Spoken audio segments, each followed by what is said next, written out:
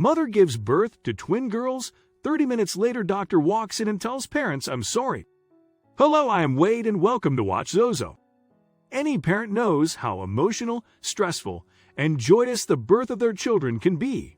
For Nicola and Todd Bailey of Sheffield, England, who were expecting twin girls, they were over moon excited about welcoming two new additions to their family. The couple already had a son, Lucas, and couldn't wait to give him two little sisters. However, the twins came sooner than Nicola expected, and at just 33 weeks, she was rushed to the hospital in labor. She ended up giving birth to the girls, who she named Harper and Quinn, and immediately after doctors told the couple that the babies had been born healthy. Relieved, they set their focus on recovery and making plans for bringing them home. When doctors suddenly returned to their room about a half an hour later, they looked serious, and what they told the new parents didn't immediately make sense. The doctor said to them, "I'm so sorry," and went on to explain that the baby born first, Harper, had Down syndrome. Down syndrome is a genetic condition caused by a chromosomal disorder which results in developmental issues, intellectual disability, and physical changes in appearance. It's generally viewed in a negative light by both doctors and the public, which has led to people who have it being stigmatized and looked at differently. While it has become more accepted in the past few years as people are educated and learn more about it, it's nonetheless still viewed as abnormal. Regardless of the diagnosis, the Baileys were simply in love and grateful for their two newborn daughters. They also had more serious health issues to deal with. In addition to Down syndrome, Harper was also born with two small holes in her heart. One thankfully closed all on its own, but the second one required surgery. Once they were out of the woods and finally able to bring their twins home, Nicola and Todd thought back about how the doctors had broken the news to them in such a negative, apologetic way. It made them realize how people automatically felt bad about Harper's condition, which they thought should not be the case.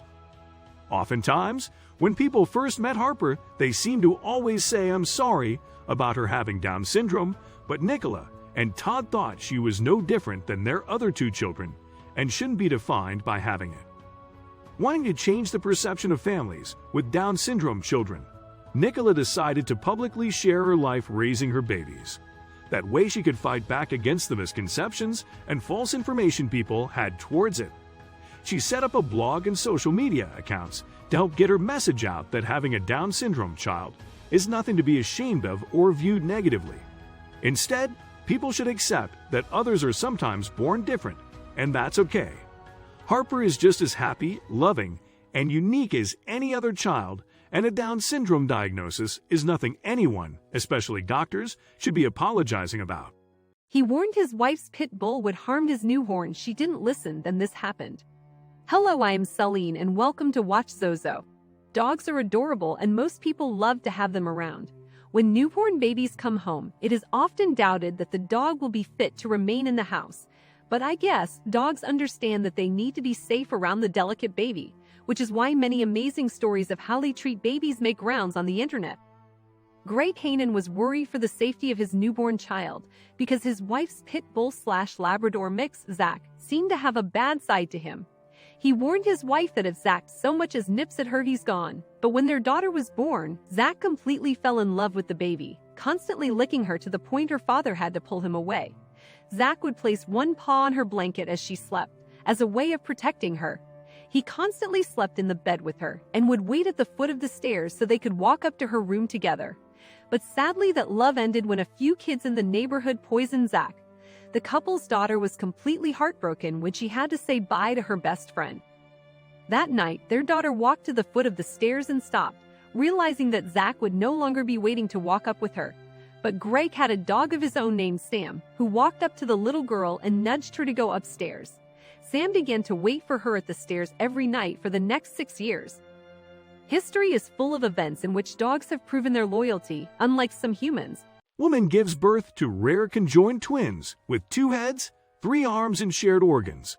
Hello, I am Wade and welcome to WatchZozo. A woman in India has given birth to rare conjoined twins who have 2 heads, 1 body, and 3 arms. Babita Abarwar, 21, and husband Jaswant Singh, who got married less than 2 years ago, had been told they were expecting twins, but doctors realized something was wrong 34 weeks into the pregnancy. They were told that an ultrasound revealed the very rare form of conjoined twins. Jaswant said, "My wife fainted after she saw the baby. We are shocked. It is unbelievable. Everyone is shocked to see them. We cannot believe our child has two heads. We were told after ultrasound that we are going to have twins. We were very happy to have two kids, but it is one baby with two heads. This is my baby and I will raise him as he is. I am yet to hold him in my hands. People are saying many things, but he is my baby and I will take him home. I do not have money for an operation. As long as he is alive, I will love him and take care of him." The conjoined twins share internal organs and are now under round-the-clock observation. Child specialist at their district hospital in India, Dr. Shurnder Sankar, said the baby would be moved to an advanced unit for further treatment. She said, "They are a case of conjoined twins. We are taking care of baby and will take opinion of expert doctors in Bhopal and Delhi who had earlier done the operation of such kids. Miracle baby born with crushed skull defies doctors' odds to survive." Hello, I am Wade and welcome to WatchZozo.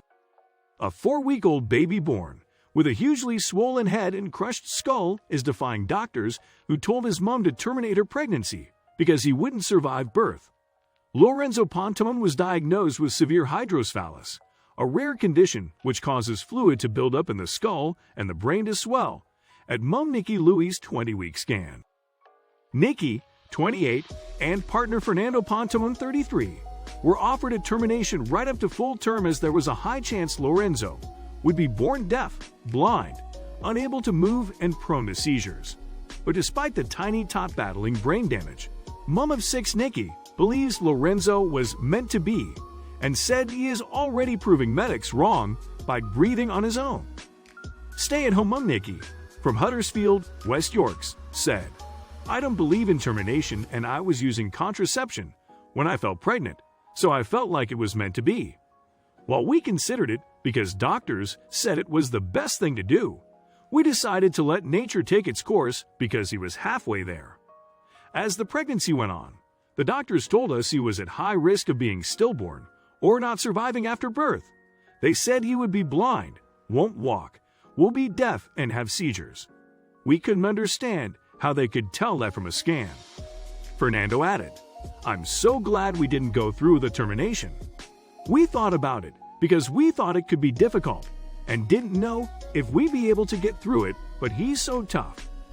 I wouldn't be able to cope with what he's been through. As soon as we saw him, we fell in love with him. I couldn't stop shivering. We were crying our eyes out. We're so proud of him. Everything doctors said he wouldn't be able to do, he's done." Nikki had a C-section in January at 36 weeks pregnant because Lorenzo's head was growing so quickly, but doctors told her the baby would not survive the birth because he was brain damaged. But miraculously he survived, and although the 4-week-old needs to be tube-fed and was unable to close his eyes for the first 2 weeks of his life, he has amazed his parents by now closing his eyes independently and breathing on his own. There is no cure for severe hydrocephalus, but doctors say that the swelling around Lorenzo's head will reduce in time as a shunt drains the fluid. During Nikki's pregnancy, Lorenzo was also diagnosed with severe ventriculounguly, enlargement of the ventricles of the brain, which caused part of his brain to rupture. After the birth, an MRI scan showed Lorenzo barely has any brain at all, with a cyst in the middle of the brain matter he does have, and is being kept alive by his brain stem. Lorenzo also has a colostomy bag because was born without an anus. Nikki said, "We had a planned C-section at 36 weeks because Lorenzo's head was getting bigger and bigger so quickly. When he was born, he didn't cry at first, and we were just waiting for it for what felt like about 10 minutes. We were so relieved when he did, and it was very emotional.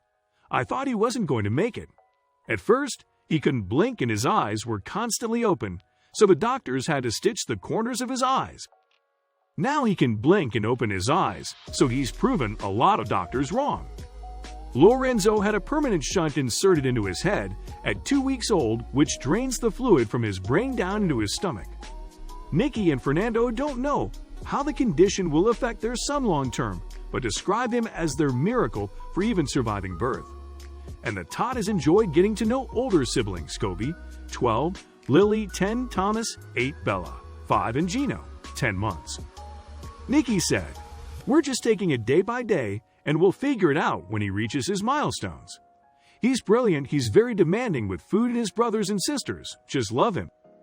We've got a lot of learning to do because he'll be on medication for life. We'll have to learn how to change his colostomy bag and how to feed him, but it'll all be worth it." The couple have now set up a fundraising page as Fernando has been forced to take a break from his job at a supermarket to care for their other 5 children, and the pair take it in turns to stay at the hospital with Lorenzo. Dad Fernando added, "We just want to say to him, always listen to what doctors say, because they're not always right. I have proof. He's here alive and kicking." Kentucky woman battling cancer gives birth to quadruplets. Hello, I am Wade and welcome to WatchZozo. The mother of 2 from Fort Campbell, Kentucky, didn't think it was possible. She was diagnosed with the blood cancer in January.